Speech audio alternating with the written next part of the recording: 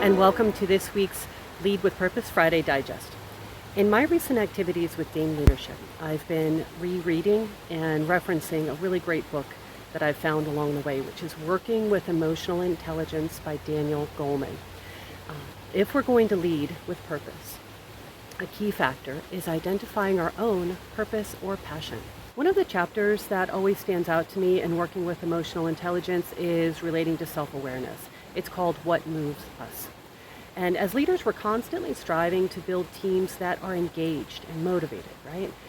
It's going to be difficult for us to authentically role model and lead others in a way that motivates them if we don't understand our own flow or passion factor. Have we taken the time to identify what moves us as individuals? And more importantly, are we gifting ourselves with the time to immerse ourselves in those moments? So Goleman talks about flow, or finding a state of flow, which is a state of mind in which you experience your skills, your interests, your passions are fully engaged.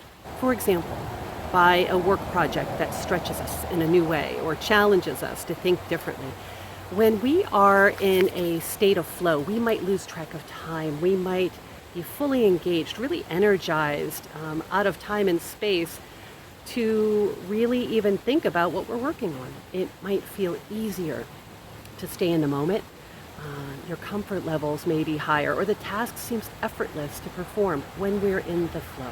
Each of us are going to have a slightly different version of what our flow is, right? It may be an instructor that revels with engaging students in a complex topic. It may be an architect that becomes immersed in pushing the limits of a structural design, or an artist focused on the blend of colors on a canvas. The key here is to understand that for most people, our most powerful motivators are intrinsic or internal. They're not external. And finding your flow can be the ultimate reward on your journey to self-awareness. So, as a leader, what are you going to do with this information? I want you to ask yourself 3 essential questions. Number 1, where do I find my flow?